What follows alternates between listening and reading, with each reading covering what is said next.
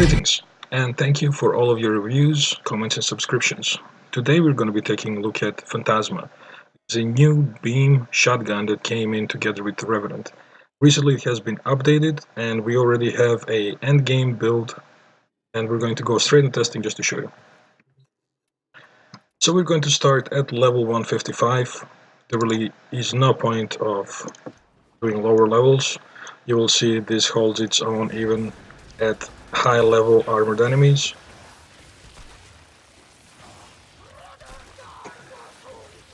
As you can see, it literally melts enemies away, and if it doesn't kill them right away, it gets rid of their armor so quickly that their effective heal points become completely irrelevant. And then there was 6 level 155 enemies. Now you will notice that we did go through lots of ammo. There is a bit of ammo efficiency with this gun, but otherwise it is just strong. It is very strong. Now I just want to show you also the secondary fire. The way secondary fire works is once you hold a charge, you release it, it's going to use up to your old magazine. There's going to be an explosion, and then there's going to be homing missiles shooting at the enemies afterwards. The number of homing missiles depends on how long you hold your secondary fire. So if you just hold it for a couple of bullets from your magazine, that's it. If you are using up a whole magazine, there'll be more.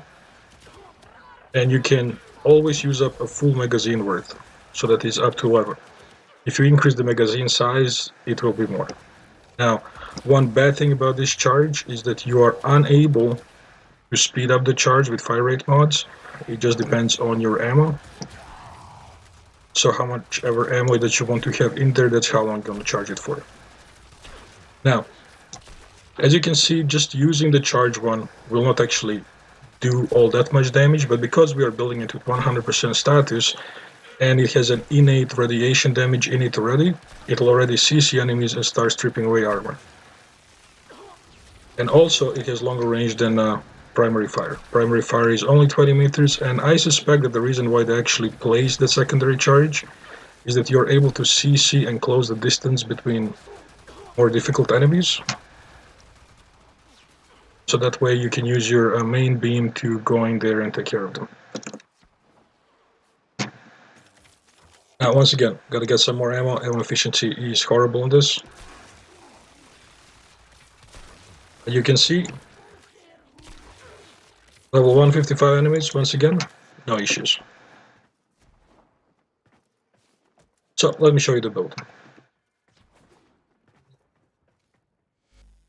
So in our damage build, currently what we have here, as I said, is 3 dual stat mods. With only 3 dual stat mods, we are already at 100% status. We are going obviously for corrosive and a little bit of heat for extra CC. We did increase corrosive a bit more because we want corrosive to proc more often. Right here at 900, so this is why we have charged shell that goes into corrosive. And of course prime point blank for increased damage and health chamber for multi-shot, and because it's a beam weapon, this basically is just a damage mod in here as well. Now, we do have shotgun ammo mutation. You can put a prime shotgun ammo mutation. There's enough capacity for max 1 here as well. And what seems to be the most important mod for this build, especially if you're doing long endurance runs to help with ammo consumption, it's an Acolyte mod called Repeater Clip. On reload, you get plus 105% fire rate increase when aiming for 9 seconds. What does this mean? So after you fire off your beam, you will see how quickly ammo goes to 0. There's your reload. And now you hold aim, and you double your fire rate. So whenever you encounter a heavier enemy, you hold aim, and suddenly you will do basically twice as much damage because your fire rate increased. When you are just dealing with regular trash mobs, you're back to the normal duration beam. So just release your aim. This is very good for Phantasma because it has such a small magazine and it gets to the reload point very often.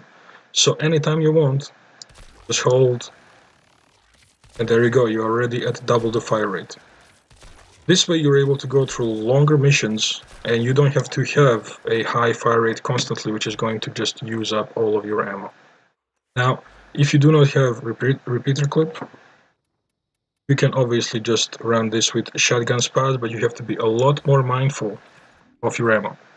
And I highly recommend that you get repeater clip, because with shotgun spas, you are at 22.8 fire rate. With repeater clip, it's going to be slightly higher at about 24, 25. But with shotgun spas, you gotta kind of spare your ammo and be very light on the trigger. Now, we also have a CC build. This one focuses on blast, so we want to CC them all to drop on the ground. And as I said, it has innate radiation damage, and of course a little bit of electricity on the side for everybody who's getting up to get CC'd or somebody who didn't get caught in the blast. So this is generally good if you're fighting higher level corpus. Let's just simulate some here. These are all at 155. Yeah, that's good enough. Let's check it out.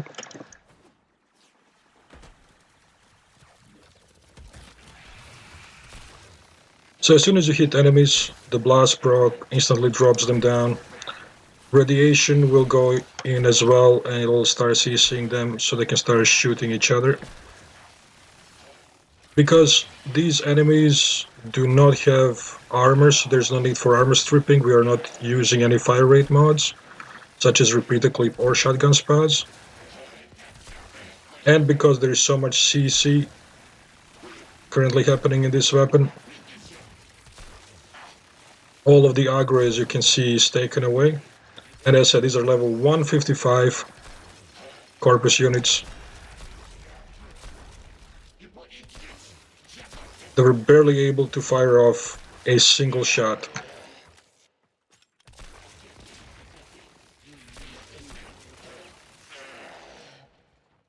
And I think that is all of them.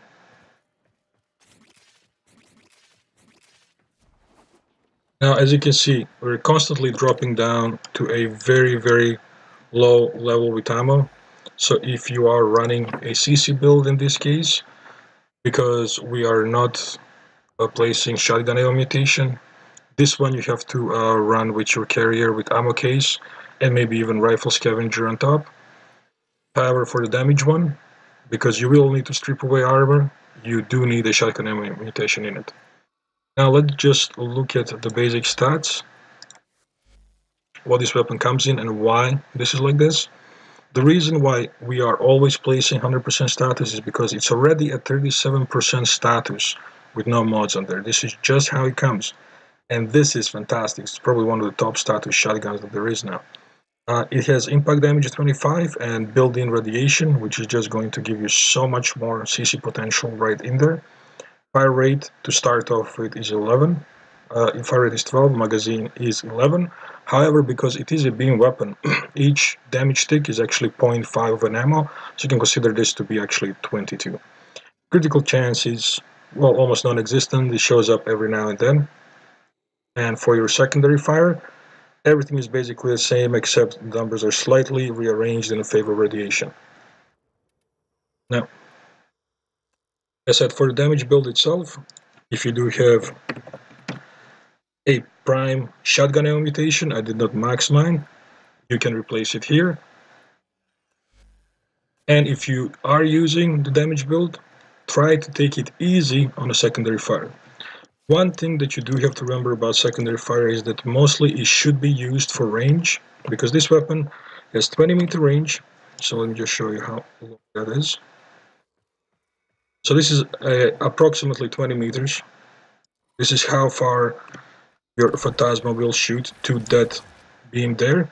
However, because it has a very high arc, you can charge this and then shoot it in a distance. You will see it is going to go almost on the platform where we started. Let's try this one more time. So you're flying off, and it hits the platform where we started when you actually have a very high arc, which is at about 60 meters. So the way to use the secondary, which is the most effective way to use it, is to CC enemy in a distance with those homing missiles where it falls.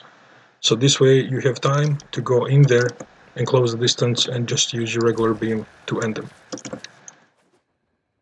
Overall, a very good weapon. if it didn't have so much issues with ammo efficiencies, this probably would be one of the best beam weapons out there. However, ammo efficiency does make you use up an additional mod slot just to fix that for your damage build. Also, there isn't really anything you can do to optimize these with arcanes. There is only one shotgun arcane that only activates, I believe, on critical damage. So this does open up spots for you to use different arcanes. So something probably is can increase your parkour speed so that we can close the distance. But otherwise, a very good, very solid weapon. As all the other beam weapons, build it with multi-shot for damage, and remember it has a bit of a wind-up time. It's about 0.8 seconds to get to the full damage when you start shooting. But overall, this is a very good solid weapon with a little update that just came in. I highly recommend you build this one and take it out to higher level missions. This concludes our 2 Forma endgame build for Phantasma, a beam shotgun weapon that came with the Revenant. If you like the video, click subscribe for more videos, and as usual, we will see you on the stream. Have fun!